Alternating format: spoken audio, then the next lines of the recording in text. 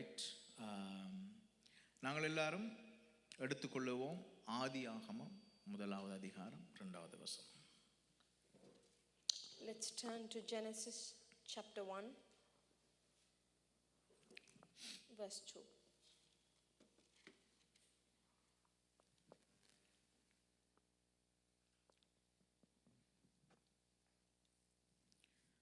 ஆதியாகமம் 1வது அதிகாரம்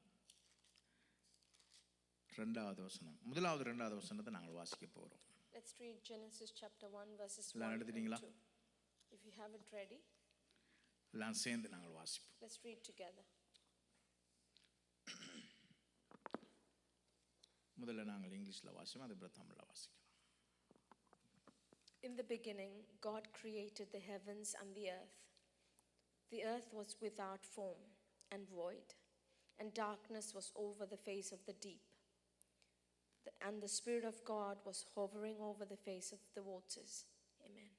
ஆமென். தமிழில் வாசிப்போமா? ஆதியிலே தேவன் வானத்தையும் பூமியையும் சிருஷ்டித்தார். பூமியானது ஒழுங்கின்மையும் வறுமையுமாய் இருந்தது. ஆழத்தின் மேல் இருள் இருந்தது. தேவ ஆவியானவர் ஜலத்தின் மேல் அசைவாடி கொண்டிருந்தார். ஆமென். கண்களை மூடி ஜெபம் பண்ணுவோம். Let's close our eyes and pray. தகப்பனே, இந்த நல்ல நாளுக்காக நன்றி செலுத்துகிறோம். Father, we thank you for this good day. நாங்கள் நிற்பதும் நிர்மூலமாகாமல் இருப்போம் உங்களுடைய சுத்த கிருபை ஆண்டவரே. God, we stand and not consumed because of your great mercies. பரிசுத்த ஆவியானவரே, எங்களுக்கு உதவி செய்யும்படியாக ஜெபிக்கிறோம். Holy Spirit, please help us. இந்த நாளில் நாங்கள் எதை கற்றுக்கொள்ள வேண்டும் அதை எங்களுக்கு சொல்லித்தாங்க. Whatever we need to learn today, please teach us. பரிசுத்த ஆவியானவர்களுக்கு உதவி செய்யும்படியாக நாங்கள் ஜெபிக்கிறோம். Holy Spirit, we pray that you help us. ரகசியங்களை வெளிப்படுத்தும்படியாக நாங்கள் ஜெபிக்கிறோம் ஆண்டவரே. We pray that you reveal us the secrets. மறைவாக இருக்கிற காரியங்கள் எங்களுக்கு சொல்லித்தாங்க ஆண்டவரே. God, reveal the hidden things. ஆண்டவரே, இந்த வார்த்தையை பகிர்ந்து கொள்ள எங்களுக்கு கிருபையையும் பலனையும் தாங்க. God, give us the grace and the strength to share your word. எங்களை தகுதிப்படுத்துங்க ஆண்டவரே. Make us worthy, God. கேட்கிற பிள்ளைகளுக்கு இதை விளங்கி கொள்ளத்தக்க இருதயத்தை கொடுங்க. And those who are hearing, God, we pray that you open their hearts to understand these words. ஆவியானவர் தாமே ஒவ்வொருவருடைய இருதயங்களிலும் இருந்து நீங்கள் வெளிப்படுத்தும்படியாக நான் ஜெபிக்கிறேன். Holy Spirit, we pray that you be in their hearts and reveal these things to them. சத்தியங்களை விளங்கிக் கொள்ள ஆவியானவர் உதவி செய்யுங்க. Help us to understand the truths. ஆண்டவரே, தவறான புரிந்து கொள்ளுதல் வராதபடி சரியாக தேவ சத்தியத்தை விளங்கிக் கொள்ள பிள்ளைகளுக்கு கிருபை கொடுங்க ஆண்டவரே. God, give your children the grace to understand the truths well without having a false.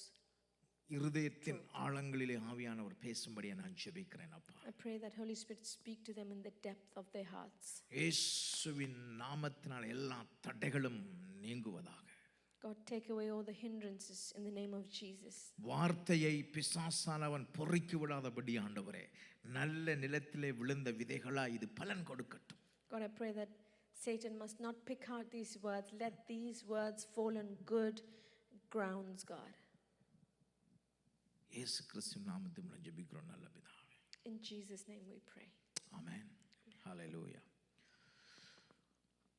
கடந்த வருகின்ற 6-5 வாரங்களுக்கு பரிசுத்தாவியை குறித்து நாங்கள் படிக்க போகிறோம்.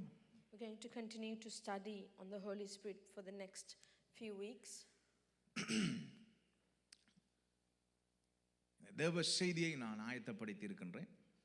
I have prepared the message. Notes இருக்கின்றது. I do have the notes. இதை குறித்து ரிசர்ச் பண்ணியிருக்கிறேன். I have done some research. Work பண்ணி ரெடி பண்ணி தான் இந்த செய்தியை கொண்டு வந்திருக்கிறேன். I have done my work, prepared, and I have come. இருந்தாலும் But still, ஆவியானவர் எங்களை வழிநடத்துகிற விதமாகத்தான் இந்த செய்திகள் நாங்கள் கேட்க போகிறோம். even then we must go according to the leading of the Holy Spirit. Right. இன்றைக்கு சகரியாவிலேருந்து மெசேஜ் ஆரம்பிப்போம். சகரியா We will start the message with Zechariah.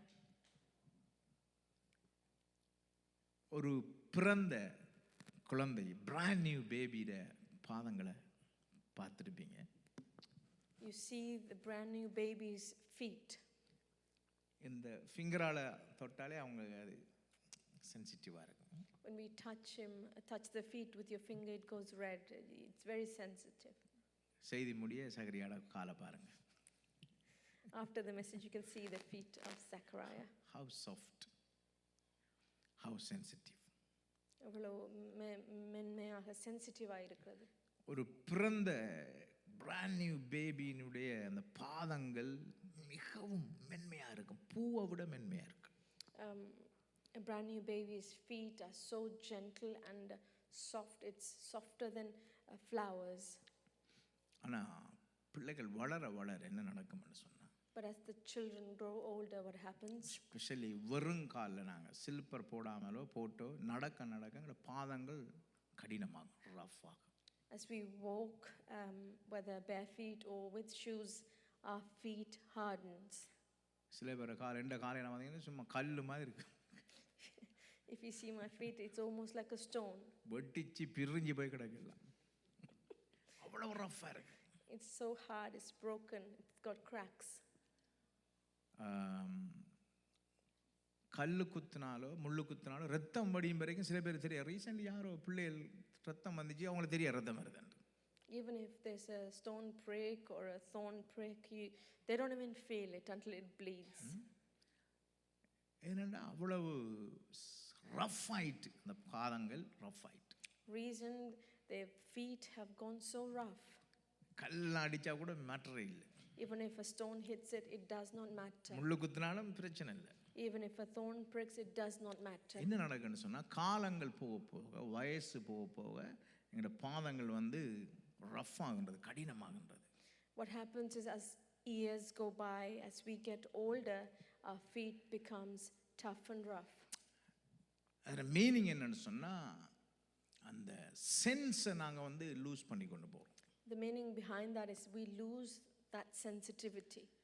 திரும்ப திரும்ப ஒரு விஷயத்தை செய்ய சும்மா வெறும் நிலத்தில் நடக்க நடக்க நடக்க நடக்க நடக்க நடக்க அதில் எங்களுக்கு கால்கள் பழக்கப்பட்டு அந்த சென்சிட்டிவ்னஸ் எங்களுக்கு குறைஞ்சு கொண்டு போகின்றது. As we walk and continue to walk, the sensitiveness in the feet goes.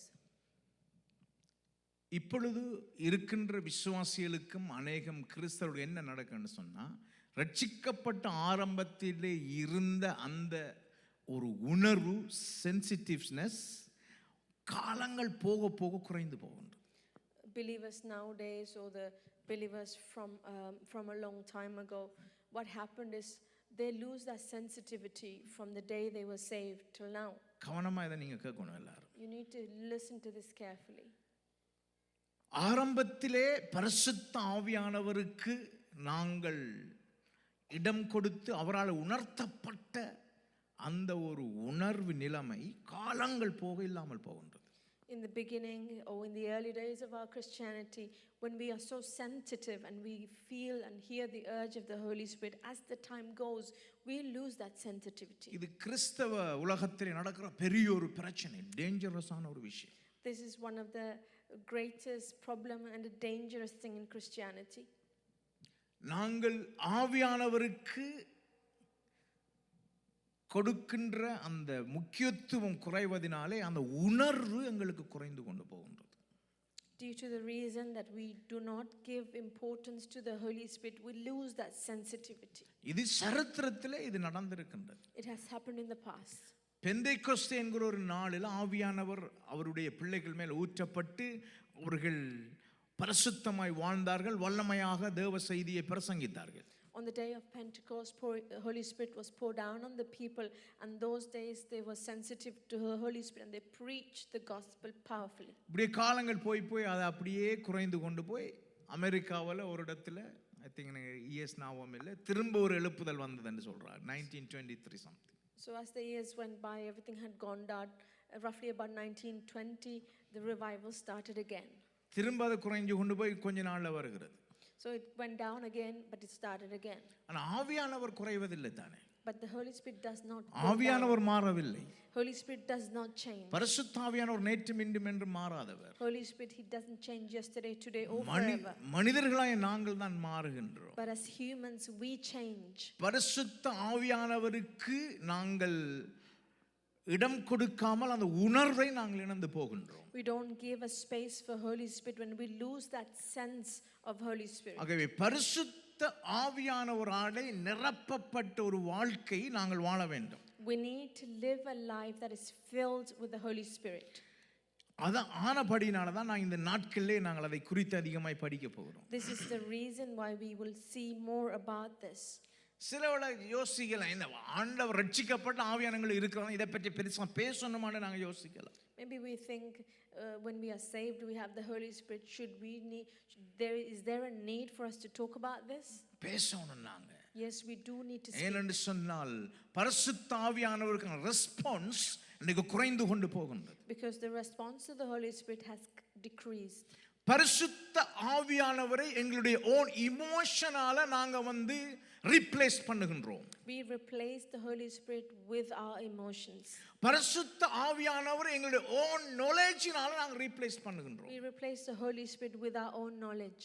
பரிசுத்த ஆவியானவருடைய வழிநடத்தலை எங்களுடைய ஓன் எக்ஸ்பீரியன்ஸால நாங்க ரீப்ளேஸ் பண்ணுகிறோம். We replace the Holy Spirit with our own experiences. இது எல்லாமே complete wrong against the word of God. All of this is against the word of God and completely wrong.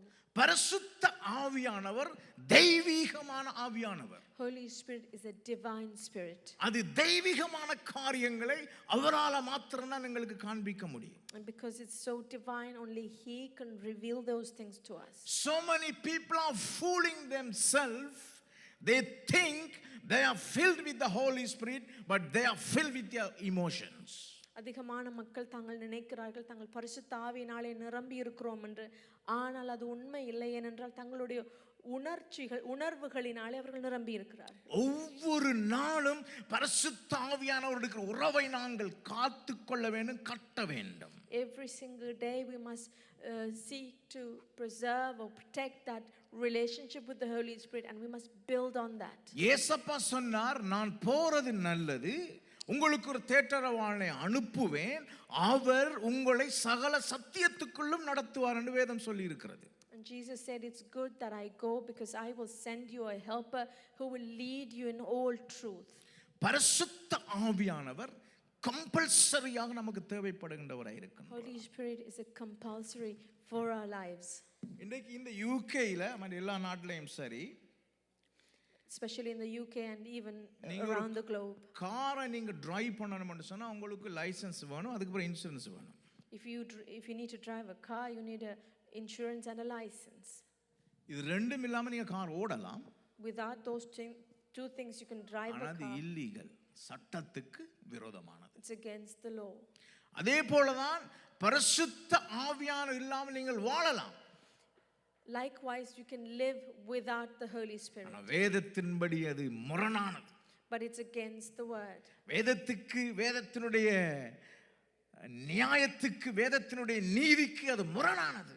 It's different from the laws and the righteousness of the scriptures. இயேசு கிறிஸ்துவை ஏற்றுக்கொண்ட ஒரு மனிதன் பரிசுத்த ஆவியானவரால் நிரப்பப்பட வேண்டும். A person who has accepted Jesus Christ must be filled with the Holy Spirit. அருமையான தேவஜனமே, நான் கூடுதலாக இந்த இன்ஃபர்மேஷனுக்குள்ள நான் போக விரும்பல. Children of God, I do not like to go into those details information. உங்களுடைய மூளையை நான் ஃபீட் பண்ண விரும்பல. I do not want to feed your brain. உங்களுடைய ஆத்துமாவை நான் உயிர்ப்பிப்பதற்காக முயற்சி செய்கிறேன். I am trying to revive your soul. நிறைய ரிசோர்சஸ் தேடி, நிறைய இன்ஃபர்மேஷனை தேடி உங்களுக்கு சொல்ல முடியும். I can bring out many information and bring out many resources for you. அது இந்த பிரயோஜனம் கிடையாது. There is no use. ஆனாலும் பரிசுத்த ஆவியானவருடைய வார்த்தையை கேட்கிற பொழுது அது எங்கள் ஆத்துமாவில் ஒரு எழுப்புதலை கொண்டு வர வேண்டும். But when we hear the word of the Holy Spirit, it must bring revival in our soul. நிறைய பேர் நினைக்கிறாங்க பரிசுத்த ஆவியானவர் இல்லாமல் வாழுகிற ஒரு கிறிஸ்தவ வாழ்க்கை நார்மலான வாழ்க்கை என்று. Many people think a life without the Holy Spirit is a normal life. Normal life இல்ல. It is not normal life. Normal life இல்ல. It is not a ஒரு normal life. மீன் எப்படி தண்ணிக்குள்ளே வாழ முடியுமோ, தண்ணியை விட்டு வெளியில வந்தால் சாகுமோ, அதே மாதிரி தான் பரிசுத்தம் இல்லாமல் வாழுகிற வாழ்க்கை. If a fish Can a fish live outside the water? No, it's like that if we live without the Holy Spirit. ஒரு மீன் தண்ணிக்குள்ளே மாத்திரம் தான் வாழ முடியும். Fish can only live in the water. வெளியிலே வாழ முடியாது. It cannot live outside of the water. அதே போல தான் கிறிஸ்தவர்கள் பரிசுத்த ஆவிக்குள்ளாக மாத்திரம் தான் வாழ முடியும். Likewise, Christians can only live in the Holy Spirit. இல்லாவிட்டால் நாங்கள் வெளியிலே வாழ்வோம்னா செத்த வாழ்க்கை வாழுகிறோம். If we live outside, then we live a dead life. வேற சாய்ஸ் இல்ல. மீனை வேற எங்கேயாவது வச்சு வளர்க்கலாம். ஓகே, மீன் தொட்டிக்குள்ள வளர்க்கலாம். ஆனா தண்ணிக்குள்ள தான் மீன் இருக்க வேண்டும். Where else can we bring out a fish? We can only keep it in a tank or where there's water. பரிசுத்த ஆவியானவருக்குள்ளே மாத்திரம்தான் கிறிஸ்தவர்கள் வாழ முடியும், அவர்கள் பிழைக்க முடியும். Only in the Holy Spirit Christians can live. ஒரு சில பேர் யோசிக்கிறார்கள், பரிசுத்த ஆவியானவர் வருகிற பொழுது எங்களுக்குள்ளே நடக்கிற கிரியைகள் அப்நார்மலானது, அது ஒரு அசாதாரணமான காரியமாக யோசிக்கின்றார்கள், அது ஒரு வித்தியாசமான காரியமாக யோசிக்கின்றார்கள். Some people think when we are filled with the Holy Spirit we do abnormal or weird things. பரிசுத்த ஆவி நமக்குள்ள வருகிற போது சில காரியங்களை செயல்படுத்துவார். When the Holy Spirit comes in us, he does some works in us. அது நார்மலான விஷயம். And it is normal thing. இல்லைங்களா? மீன் தண்ணிக்குள்ள தான் நீந்தணும். மீன் நீந்துறது ஸ்ட்ரேஞ்ச் இல்ல, it's normal. When the fish is in water, it will swim. It's normal. பரிசுத்த ஆவியானவர் எங்களுக்குள்ளே வருகிற பொழுது நாங்கள் அவரால் நிரப்பப்பட்ட சில காரியங்களை எங்கள் வாழ்க்கையில் நாங்கள் செய்ய வேண்டும். When the Holy Spirit comes inside of us, there are some things when a person's filled with the Holy Spirit will do, and we will do them. சில விஷயங்களை நான் பார்த்து நாங்கள் இந்த செய்தியை முடிக்க போறோம். We will see some things and we'll finish. பரிசுத்த ஆவியானவர் என்று சொன்னால் ஹீப்ரூவில் என்னன்னு சொன்னா, In Hebrew, what does it mean for Holy Spirit? ruach hakadosh, அதுதான் அதோட மீன். It means ruach hakadosh. ruach என்று சொன்னால் spirit or breath, ஒரு காத்து உயிர் ஆக இருக்கின்றது. When we say ruach, it's as breath. hakadosh என்று சொன்னால் holy, Hakadosh. பரிசுத்தம் என்று சொல்ற மீனிங் தான் அந்த hakadosh. When we say hakadosh, it means holy. பரிசுத்த ஆவியானவர், Holy Spirit. ஜீவிக்கின்ற உயிருள்ள பரிசுத்தமான ஆவியானவர். A living, alive spirit who's holy. அதுதான் பரிசுத்த ஆவியானவர். And this is the Holy Spirit. அருமையான தேவஜனமே, இந்த கதோஷ் என்று சொன்னால், அது ஹகதோஷ் என்று சொன்னால் ஒரு வேறு பிரிக்கப்பட்ட ஒரு வாழ்க்கை. When we say kadosh or hakadosh, it's a life that is consecrated. ஒரு இடத்தில் இருக்கிற ஒரு நிலத்தை துண்டாக வெட்டி இன்னொரு இடத்துல கொண்டு வைப்பதற்கு சமனான வாழ்க்கை தான், அந்த வார்த்தை தான் கதோஷ் என்று சொன்னார். When we say kadosh, it means cutting out a plot of land and moving it to a different place. பரிசுத்தமாக வாழுவது என்று சொன்னால் வேறு பிரிக்கப்பட்ட வாழ்க்கை. Living a holy life means living a separated life. உலகத்தில் இருந்து துண்டாக வெட்டி எடுக்கப்பட்டு ஆண்டவருக்கு என்று வாழுகிற வேறு பிரிக்கப்பட்ட வாழ்க்கை. A life that we have been cut away or cut apart from this world and we live holy for God. இந்த வாழ்க்கை வாழ்வதற்கு பரிசுத்த ஆவியானவர் தான் வேணும். For us to live such a life, we need the help of the Holy Spirit. பரிசுத்த ஆவியானவர் எங்களுக்கு பரிசுத்தமாய் வாழ்வதற்கு உதவி செய்கின்றவர். Holy Spirit helps us to live a holy life. ஒரு விஷயத்தை புரிஞ்சுக்கொள்ளுங்க. Please understand one thing. நாங்கள் பரிசுத்தமாய் மாறின பிறகு எங்களுக்குள்ள பரிசுத்தமாய் வர மாட்டார்.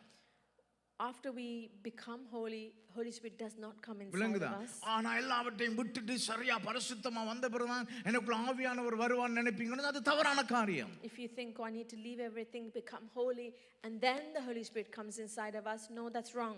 எங்களை பரிசுத்தமாக மாற்றுவதே பரிசுத்த ஆவியானவர் தான். It is the Holy Spirit who sanctifies us and makes us holy. எங்களால எங்களை பரிசுத்தமாக மாற்ற முடியாது. We cannot make ourselves holy. பரிசுத்த ஆவியானவர் எங்களுக்குள்ள வருகிற பொழுது நாங்கள் பரிசுத்தமாக்கப்படுவோம். When the Holy Spirit enters in us, we become holy. ஆகவே பரிசுத்த ஆவியானவர் எங்களுக்கு கட்டாயம் தேவைப்படுகிறவராய் இருக்கின்றார். Therefore, Holy Spirit is compulsory for our lives. பரிசுத்த ஆவி என்று சொல்லுகிற பொழுது ஒரு பொருள் என்று நினைக்க கூடாது. When we say Holy Spirit, we must not think of அவர் it. ஒரு பர்சன், அவர் ஒரு ஆழ்த்தத்துவம் உள்ளவராய் இருக்கின்றார். He is a person. இயேசு கிறிஸ்து மாதிரி பரிசுத்த ஆவியானவர் பிதாவினுடைய ஆவியானவராய் இருக்கிறார். Like Jesus, Holy Spirit is the Spirit of God. பரிசுத்த ஆவியானவரை நாங்கள் தினமும் வாஞ்சிக்க வேண்டும். We must desire the Holy Spirit every day. சுவிசேஷத்தை கேட்கிற பொழுது எங்களை ரட்சிக்கப்பட தூண்டுகிறவர் பரிசுத்த ஆவியானவர். When we hear the gospel, it's the Holy Spirit that He urges us to accept and become a believer. இயேசு கிறிஸ்து தான் தெய்வம் என்று எங்களை நம்ப வைக்கின்றவர் பரிசுத்த ஆவியானவர். It is the Holy Spirit who helps us to believe that Jesus is God. இயேசு கிறிஸ்துவை ஏற்றுக்கொள்ளுகிற போது பரிசுத்த ஆவியானவர் எங்களுக்கு உள்ளே வருகின்றார். When we accept Jesus as our own personal savior, Holy Spirit enters in us.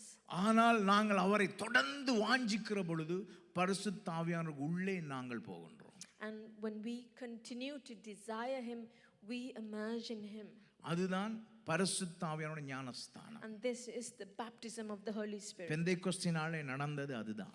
This is what took place on the day of Pentecost. இன்றைக்கு நாங்கள் எதற்காக முயற்சி செய்கிறோம்னு சொன்னால் பரிசுத்த ஆவியானவருக்கு உள்ளே நாங்கள் போவதற்கு தான் முயற்சி செய்கின்றோம். This is what we are trying for, to go deeper into the Holy Spirit. பரிசுத்த ஆவியானவரை பற்றி நாங்கள் அறிந்து கொள்வதை விட, rather than having a knowledge about Holy Spirit, நாங்கள் பரிசுத்த ஆவியானவரை நாங்கள் அறிந்து கொள்ள போகிறோம். we must know the Holy Spirit. விளங்குதா வித்தியாசம்? Do you see the difference? அவர் இப்படி அவர் அப்படி, அதை விட அவர் யாரு, not just knowing about who He is, அவருடைய இருதயத்துக்குள்ள என்ன இருக்கு, who is He and what is in His heart, அவர் என்ன விரும்புறார், what does He desire, அதை அறிஞ்சு கொள்ள போறோம். we're going to know that. விளங்குதா? இந்த 5 வாரங்கள் உங்களுக்கு பெரிதான ஒரு மாற்றம் வரும் உங்களோட வாழ்க்கையில்.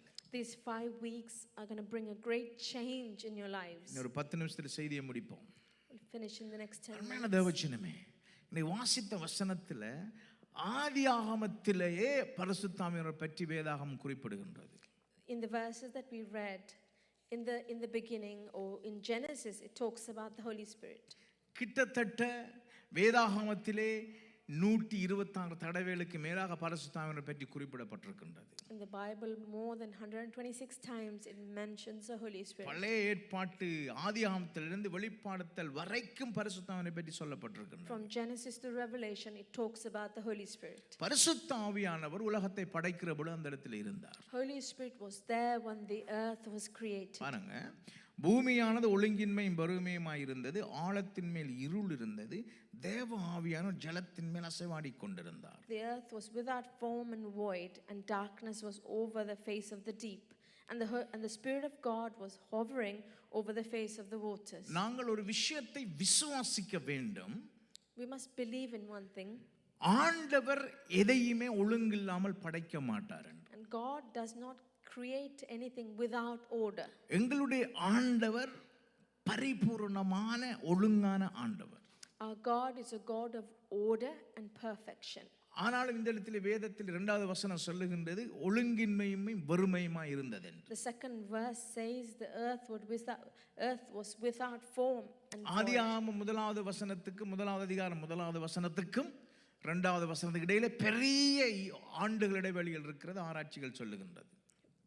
From verse 1, Genesis chapter 1, to verse 2, chapter 1, there's so many years difference. நாங்கள் அதுக்குள்ளே போக வேண்டிய அவசியம் இல்லை. There's no need for us to go in that. ஆனாலும் பூமியானது ஒழுங்கின்மை வறுமையாமை ஆனதுக்கு காரணம் பிசாசினுடைய செயலாக இருக்கின்றது. The reason for the earth to lose its order and go into without form, because this is the work of Satan. அருமையான தேவஜனமே, இந்த ஆண்டவர் படைத்த அழகான படைப்பை பிசாசு குழப்பினான். This was the beautiful creation of God, but Satan messed it up. ஒழுங்கின்மையுமாய் இருந்தது. He messed it up. ஒரு ஆர்டர் இல்லாமல் இருந்தது. It was without order. ஒரு வறுமையாய் காணப்பட்டது. It was void. இதில் இன்னொரு விஷயம் சொல்லப்படுது, ஆழத்தின் மேல் இருள் இருந்தது என்று இந்த வேதத்தில் இந்த வசனம் சொல்லுகிறது. There is another bit that says there was darkness over the face of deep. அதனுடைய மீனிங் என்னன்னு சொன்னா, ஆழத்தின் மேல் ஒரு இருள் இருந்தது என்பதை ஒரு உவமையாக ஒப்பாக சொல்லி இருக்கின்றார்கள். So it's a metaphor that says there was darkness over the deep. அந்த ஆழத்தின் மேல் இருள் இருந்தது என்று சொல்லுகிற பொழுது ஒரு கயோஸ், ஒரு பெரிதான ஒரு குழப்பம், ஒரு திகில், அந்த இடத்திலே பெரிதான ஒரு ஒழுங்கில்லாத தன்மை, ஒரு டென்ஷனான காரியம் இருந்தது என்று ஆராய்ச்சியாளர்கள் சொல்லுகின்றார்கள். The researchers say there was confusion, there was void, there was no order. அந்த ஆழத்தின் மேல் இருள் இருந்தது என்று சொல்லுகிற பொழுது ஒரு பயங்கரம், ஒரு குழப்பம், ஒரு நம்பிக்கை இல்லாத தன்மை, எதிர்காலம் இல்லாத தன்மையை குறிக்கின்றது. Where it says darkness over the deep, it means confusion, hopelessness. ஆவியானவர் அதன் மேல் அசைவாடி கொண்டிருந்தார். But the Spirit of God was hovering over it. அதற்கு பிறகு ஆண்டவர் படைத்ததெல்லாம் நல்லது நல்லது என்று கண்டார். And thereafter, everything God created, He saw it as good. அருமையான தேவச்சனமே, இதுதான் செய்தி. இதைத்தான் நீங்க வீட்டுக்கு கொண்டு போங்க. This is the message of today which you must take home.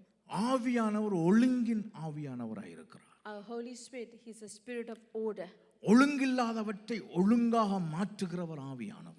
Everything that is out of order, He will put into order. வெறுமையாய் இருப்பவற்றை அவர் நிரப்புகின்றவர் ஆவியானவர். Where there's void, He will fill those places. Purpose இல்லாமல், ஒரு தரிசனம் நோக்கம் இல்லாமல் இருப்பவர்களை நோக்கமாக மாற்றுகிறவர் ஆவியானவர். Where there's no aim, vision or purpose, Holy Spirit fills us with those vision, purpose and aim. இன்றைக்கு நமக்கு ஏன் ஆவியானவர் அவசியமாய் இருக்கின்றார்? Why is the Holy Spirit important for us? முதலாவது, நாங்கள் பரிசுத்தமாய் வாழ்வதற்கு ஆவியானவர் அவசியம்.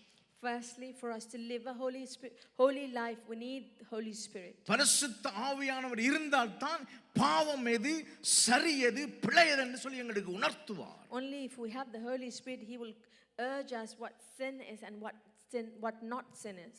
அந்த பரிசுத்த ஆவியானவருடைய வழிநடத்தல் இருந்தால் தான் இந்த உலகத்தினுடைய வாழ்க்கை எது, ஆவிக்குரிய வாழ்க்கை எது என்று சொல்லி ஆவியானவர் எங்களுக்கு உணர்த்துவார். Only when we have the leading of the Holy Spirit, we know the difference between the worldly life and the spiritual life. பரிசுத்தமாய் வாழ்வதற்கு பரிசுத்த ஆவியானவர் வேண்டும் தேவஜனமே. Dear children of God, we need the Holy Spirit to live a holy life. நாங்கள் சில பாவங்களை, பெரிய பெரிய பாவங்களை கூட சாதாரணமாய் செய்கிறோம் என்று சொன்னால் ஆவியானவருடைய அந்த சென்சிட்டிவ்னஸ்க்கு நாங்கள் ரொம்ப தூரமாகி விட்டோம். When we do great sins and we don't take any notice of it, we have lost that sensitivity to sin. ஒரு பாவத்தை செய்துவிட்டு அதில் ஒரு கன்விக்ஷன் வராமல், ஒரு ரிப்பெண்டன்ஸ் வராமல் நாங்கள் அதை சரி செய்கின்றோம், சரி என்று வாதாடுகிறோம் என்று சொன்னால் ஆவியானவர் எங்களை விட்டு ரொம்ப தூரமாக இருக்கிறான் அர்த்தமாக இருக்கின்றது. If we have sinned and there's no conviction or repentance and we argue that it's correct, then we are far away from the Holy Spirit. ஒரு மனிதனை நோகடித்து விட்டு, ஒரு மனிதனுக்கு விரோதமாக பேசிவிட்டு, அல்லது ஒரு காரியத்தை சிந்தனையிலே நாங்கள் தவறாக யோசித்து விட்டு அது சரி என்று சொல்லி நம்மை ப்ரூவ் பண்ணுவோம் என்று சொன்னால் ஆவியானவருடைய உணர்வு நமக்குள்ளே கொஞ்சம் கொஞ்சமாய் குறைந்து போய்விட்டது. When we have sinned, when we have upset someone, we have had wrong thoughts, and when we argue that this is correct, then we have gone far from the Holy Spirit. ஆவியானவருடைய ஆண்டவரே, உணர்வுள்ள இருதயத்தை தாங்கன்னு நீங்க கேட்கணும். You need to ask the Holy Spirit and say, give me a sensitive heart. வேற hope இல்ல தேவஜனமே. Dear children of God, we have no other hope. இல்லாட்டி நீங்க பாவத்தை என்ஜாய் பண்ணுவீங்க. Otherwise you will enjoy sin. பரிசுத்த ஆவியானவர் வந்து உங்களுக்கு சொல்றதை நீங்க கேட்டு அவர் சொல்லிக்கொண்டே இருப்பார். ஆனா அதை நாங்க லிசன் பண்ணாம நாங்க திரும்ப திரும்ப செய்வோம்னு சொன்னால் ஆவியானவர் ஒரு காலகட்டத்தில் நிறுத்தி விடுவார். Holy Spirit will continually speaking to us and telling us, and when we ignore those things, இன்னைக்கு உங்களுடைய இருதயத்தை சிந்திச்சு பாருங்க. think about your heart today. இது என்ன பெரிய விஷயம் இல்ல தானே நீங்க யோசிக்கிறீங்க சொன்னா you are in danger zone. And if you think, oh, it's not a great deal, ஒரு விஷயத்தை செய்துட்டு, ஒரு பாவத்தை செய்துட்டு, when we've sinned, இது பெரிய ஒரு மேட்டர் இல்ல தானே நீங்க இருதயம் யோசிக்கணும்னு சொன்னா you are in danger zone. and you think it's not a great deal, that means you are in a danger zone. இதுல என்ன இருக்கு, இது பெரிய விஷயம் இல்ல தானே. And you think, what's the thing in this? It's not a big deal, you think. அப்படி ஒரு சிச்சுவேஷன்ல இருப்பீங்கன்னு சொன்னா நீங்க திங்க் பண்ணுங்க. If you are in such a situation, you must think. அதுக்கு ஆவியானவர் நமக்கு வேணும். And for this we need the Holy Spirit. Every day கேட்கணும், ஆவியானவர் எனக்கு உணர்வுள்ள இருதயத்தை தாங்க. Every day we must ask the Holy Spirit, give me a sensitive heart. உணர்த்துங்கன்னு சொல்லணும். Urge me, we must ask. முதலாவது விஷயம். இரண்டாவது விஷயம், The second thing, ஒழுங்கில்லாம இருக்கிற வாழ்க்கையை ஒழுங்காக ஆண்டவர் மாற்றுவார். every life that is out of order, He will put it into order. ஒரு ஆர்டர் ஆண்டவர் கொண்டு வருவார். He will bring order into our lives. நீங்க யோசிக்க கூடாது ஆவியானவர்னு சொன்னா அந்நிய பாஷை பேசுறது, கையை தட்டுறது, கீழே விழுறதுன்னு மட்டும் யோசிக்காதீங்க. Don't think, oh, having a Holy Spirit, we speak in tongues or we shake and we fall down. டிசிப்ளினா வாழ்றதுக்கு ஆவியானவர் தான் உதவி செய்கிறார். It's the Holy Spirit who helps us to live a life of discipline. Discipline lifestyle, discipline your speech, ஆவியானவர் தான் உதவி செய்கிறார். It's the Holy Spirit who helps us to live a disciplined lifestyle. டிசிப்ளினா உடுத்துறதுக்கு ஆவியானவர் தான் உதவி செய்கிறார். It's the Holy Spirit who helps us to dress in order, in உங்க discipline. வீட்டில் வந்து ஒரு ஆர்டர் வருதுன்னு சொன்னா அது ஆவியானவர் தான் கொண்டு வர வேண்டும். If you have an order in your house, it's the Holy Spirit that needs to bring. வீட்டில் ஹஸ்பண்ட் தான் வந்து வீட்டுக்கு தலைவர் என்று வேதம் சொல்லுது. இந்த ஆர்டரை வந்து ஆவியானவர் தான் கொண்டு வர வேண்டும். The husband is the head of the house, and that order has to come from the Holy Spirit. பிள்ளைகள் பெற்றோருக்கு கீழ்ப்படியும் என்ற ஆர்டர் இருக்குன்னு சொன்னா ஆவியானவர் தான் அதை கொண்டு வர வேண்டும். If the children are obeying to the parents, it's that order that comes from the Holy Spirit. சில வீடுகளில் பெற்றோரை பிள்ளைகள் வழி நடத்துவாங்க. In some houses, children are leading the parents. இது out of control. That's out of control. சில இடங்கள்ல வந்து வைஃப் வந்து ஹஸ்பண்ட ரூல் பண்ணுவாங்க. In some houses, the wives are leading the it's out husband. Of control, indiscipline. This is out of control. இதுக்கு ஆவியானவர் வேணும் டிசிப்ளின்ல கொண்டு வரது. We need the Holy Spirit to bring everything into discipline. ஆவியானவர் உங்க வீட்டுக்குள்ள லவ் பண்ணுங்க. Allow the Holy Spirit into your அவர் ஒரு house. டிசிப்ளினை கொண்டு வருவார். He will bring discipline. Spending money, பணம். காசு செலவழிக்கிறது உங்களுக்கு டிசிப்ளின் வரணும். ஆவியானவர் வேணும். When you spend money, you need to have discipline. You need the help of the Holy Spirit. Having friends, யாரோட ஃப்ரெண்டா இருக்கணும், ஆவியானவர் உங்களுக்கு டிசிப்ளின் சொல்லி தரணும். Choosing your friends, you need the help of the Holy Spirit. the word you speak, ஆவியானவர் உங்களுக்கு சொல்லி தரணும். நாங்கள் பேசுகிற வார்த்தை பரிசுத்த ஆவியானவர் உங்களுக்கு சொல்ல வேண்டும். ஆவியானவர் டீசென்டான டிசிப்ளினான ஆவியானவர். A Holy Spirit is so decent and disciplined Holy Spirit. ஆவியானவர் இல்லைன்னு சொன்னா குப்பையாயிரும். If we don't have the Holy Spirit, we become a mess. எல்லாவற்றையும் எல்லா நேரத்திலும் பேசுவோம். We speak anything and everything at any time. சிரிக்க கூடாத இடத்துல சிரிப்போம். We laugh in places where we shouldn't. அழ வேண்டிய இடத்துல சிரிப்போம். In the places where we must weep, we cry. சிரிக்க வேண்டிய இடத்துல அழுவோம். In the places where we must laugh, ஆர்டரே we இருக்காது cry. லைஃப்ல. We will not have an order. ஆர்டரே இருக்காது. We will not have an order. மெஸ்ஸியான லைஃபா இருக்கும். We will have a messed up life. ஆவியானவர் வேணும் எங்களுக்கு. We need the Holy Spirit. ஒழுங்கின்மையும் வறுமையுமாய் இருக்கிறதை ஒழுங்கா மாற்றத்துக்கு ஆவியானவர் வேண்டும். We need the Holy Spirit to put into order everything that is out of order and void. ஹல்லேலூயா. நான் பிலீவ் பண்றேன். எல்லாம் வச்சு அந்த எல்லாம் அடிக்கிற நேரத்துக்கு எழும்புறதுக்கு ஆவியானவர் உதவி வேணும். When we have a set alarm and to get up in that alarm, we need the help of the Holy Spirit. எழும்பி குளிச்சு வெளிக்கிட்டு வேலைக்கு போய் திரும்ப வந்து காரியங்கள் ஒழுங்கா செய்வதற்கு ஆவியானவர் வேணும். For us to get up, have a shower, go to work, come back, and to do everything, we need the help of the Holy Spirit. யோசிக்காங்க ஆவியானவர்னு சொன்னா கத்துறது உள்றது இந்த யூடியூப்ல இந்தியாவில் காட்டுறதெல்லாம் யோசிக்காங்க. No no no no no no. Don't think Holy Spirit is screaming, shouting, falling, what they show on YouTube. No, it's not right. First எங்களுக்குள்ள எங்களோட வீட்டுக்குள்ள ஒழுக்கம் வாரத்துக்கு ஆவியானவர் வேணும். For us, in our houses, for us to have an order, we need Holy Spirit. தண்ணி அடிச்சிட்டு ரோட்ல விழுந்து கிடக்காம இருக்கிறதுக்கு ஆவியானவர் வேணும். We need the Holy Spirit so we don't get drunk and fall on the street. நிறைய விஷயம் இருக்குது வச்சனம். There are so many things, dear children. Day to day life, morning எழும்புறதுல இருந்து வீட்டுக்குள்ள வந்து நாங்க நித்திரைக்கு போற வரைக்கும் ஆவியானவருடைய எங்களுக்கு அந்த வழி நடத்தல் கைடன்ஸ் வேணும். From waking up in the morning till going to bed at night, we need the guidance of the Holy ஒரு Spirit. டீசெண்டா, டிசிப்ளினா, ஒரு டிக்னிட்டியான ஒரு வாழ்க்கை வாழ்றதுக்கு ஆவியானவர் எங்களுக்கு வேணும்.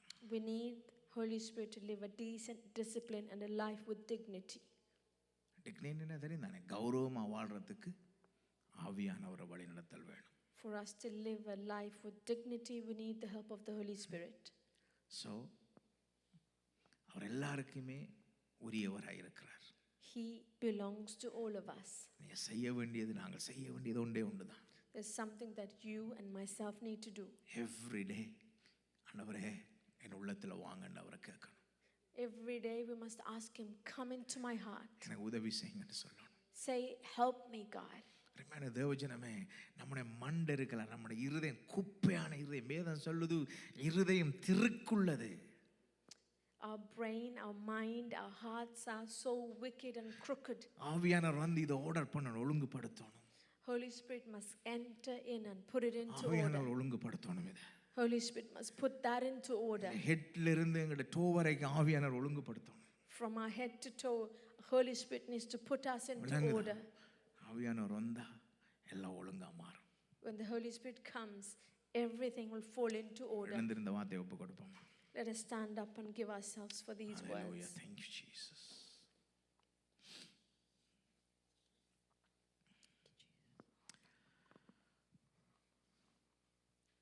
உங்களோட வாழ்க்கை இன்னைக்கு இந்த கேட்ட வார்த்தைக்கு ஒப்பு கொடுங்க. Will you give your life to the words that you just heard? இதெல்லாம் சொல்லுங்க, ஆண்டவரே பரிசுத்தமா வாழ எனக்கு உதவி செய்யுங்க. Firstly, say, God, help me to live a holy life. ஒழுக்கமுள்ள வாழ்க்கை வாழ எனக்கு உதவி செய்யுங்க. A life with discipline. என்னோட பேச்சில், நடத்தையில், உடுக்கிறதுல, என்னோட வாழ்க்கை எல்லாத்தையும் ஒரு ஒழுக்கமா, டிசிப்ளினா, ஓர்டரா வாழ எனக்கு உதவி செய்யுங்கன்னு சொல்லி இன்றைக்கு ஒப்பு கொடுப்பீங்களா? Will you ask the Holy Spirit and submit to Him, saying, God, help me to live my life, my speech, my conduct, everything in order and discipline, God. கூட யோசிக்காதீங்க. Don't think too deep. உங்களை நீங்க யோசிங்க. Just think about yourself இது only. மற்றவர்களுக்குன்னு யோசிக்காதீங்க. Don't think this is for somebody else. என்ன நான் எப்படி சேஞ்ச் பண்ணலாம்னு யோசிங்க. Now think how you can change yourself first. ஹalleluya. ஆவியானவர் நமக்கு உதவி செய்வார். Holy Spirit will help us. Oh Jesus.